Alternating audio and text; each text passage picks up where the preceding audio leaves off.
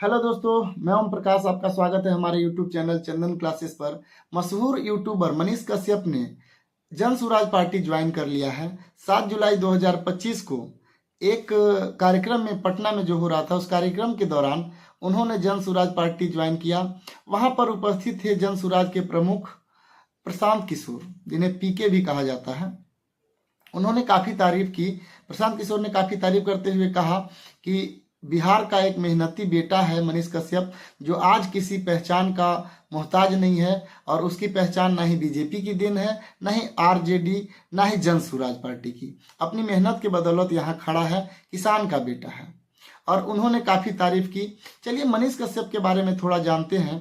मनीष कश्यप का वर्तमान समय में एक यूट्यूब चैनल है जिसका नाम है मनीष कश्यप सन ऑफ बिहार।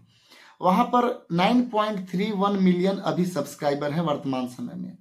और मनीष कश्यप शुरू से सरकार के खिलाफ और बहुत जरूरी मुद्दों पर सवाल उठाते रहे हैं।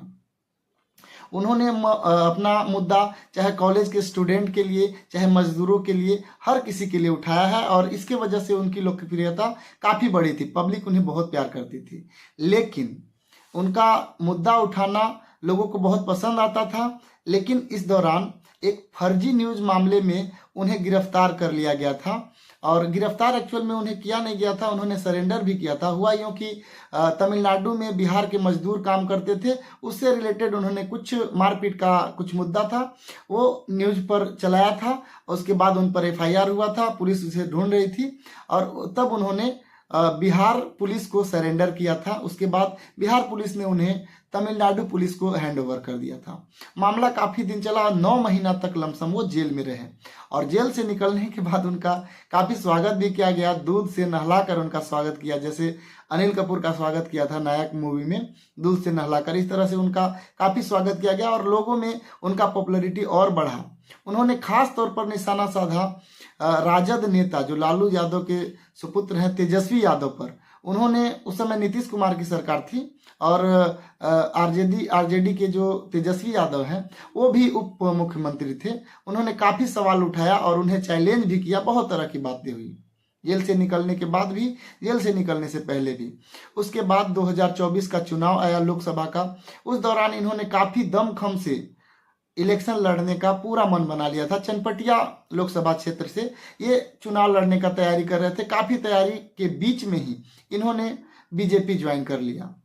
मनोज तिवारी ने इन्हें बीजेपी ज्वाइन करवाया। उसके बाद इन्होंने काफ़ी बयान दिया कि नहीं, बीजेपी ज्वाइन करने का कारण ये है कि हम पर अगर फिर कल के गए कोई इसी तरह से जेल में बंद कर दिया जाए मुझे फर्जी मामले में ही, तो मेरे पास कोई सपोर्टिंग हैंड नहीं है, तो फिर हम कहाँ जाएंगे, इसलिए मैंने बीजेपी ज्वाइन किया।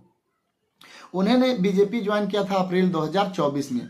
उसके बाद वो सवाल उठाना शुरू किए थे। हालांकि उसके बाद से वो कम बोलने लगे थे, और चूंकि बीजेपी में थे तो बीजेपी के अगेंस्ट उस तरह से आवाज़ भी नहीं उठा पाते थे। उसके बाद जून 2025 में उन्होंने फिर से बीजेपी को छोड़ दिया। इस दौरान हुआ यूँ कि कुछ दिन पहले पटना एक पीएमसीएच हॉस्पिटल में वो गए थे एक लड़की का इलाज कराने। उस दौरान हॉस्पिटल के लोगों ने उन्हें काफ़ी मारपीट की और रात भर जेल में बंद रखा। उसके बाद अगले दिन उन्हें छोड़ा।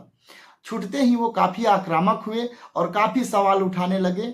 सवाल उन्होंने अब उठाया एनडीए की जो सरकार है, नीतीश कुमार की सरकार यहाँ पर बिहार में, उसके खिलाफ उन्होंने आवाज़ उठाया। और उन्होंने बीजेपी छोड़ने के बाद अपना अकाउंट बैलेंस भी शो किया वीडियो के थ्रू कि देखिए बीजेपी वालों ने मेरा क्या हाल बना दिया।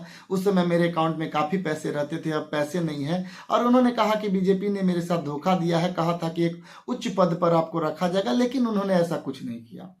बहरहाल उन्होंने बीजेपी छोड़ दिया। अब वो इलेक्शन लड़ने का भी, बिहार में नवंबर में चुनाव है विधानसभा का, तो उसमें वो इलेक्शन लड़ने का मूड बना रहे थे। अब किस पार्टी से लड़ेंगे, निर्दलीय लड़ेंगे, ऐसा बहुत सवाल उठाया जा रहा था। इस दौरान उन्होंने जन सुराज पार्टी ज्वाइन की, और जन सुराज पार्टी ज्वाइन करते ही उन्होंने फिर से बीजेपी की आलोचना शुरू कर दी।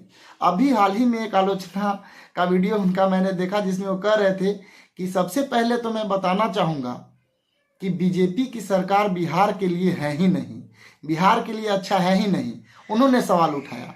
अब उनसे अभी पूछा, सवाल उठाने में तो बहुत आगे हैं, लेकिन उनसे अगर सवाल पूछा जाए कि 1 साल पहले जब आपने बीजेपी ज्वाइन किया था तो क्या उस समय आपको ये बात पता नहीं था कि बीजेपी बिहार के लिए है ही नहीं? लेकिन खैर अभी फिलहाल वो जन स्वराज ज्वाइन कर चुके हैं। अब देखते हैं भविष्य में उनका क्या होने वाला है। नवंबर में चनपटिया से ही कयास लगाया जा रहा है कि वो इलेक्शन लड़ेंगे। अभी 2-4 दिन पहले जन स्वराज के प्रमुख गए थे उनके घर पर भी, मनीष कश्यप के घर पर भी गए थे, जहां खपड़ैल घर था उनका, उसके बारे में भी कुछ बातचीत हुआ था। और पी के प्रशांत किशोर ने उनकी मां से भी बात किया और तमाम चीजें हो रही हैं। फिलहाल अभी इलेक्शन बहुत नजदीक है, तो जोरों शोरों पर जन स्वराज भी अपना प्रचार प्रसार कर रहा है और देखते हैं क्या होने वाला है। लेकिन मनीष कश्यप पर काफी निगाहें रहेंगी लोगों की। और मिलते हैं अगले वीडियो में। बहुत बहुत धन्यवाद।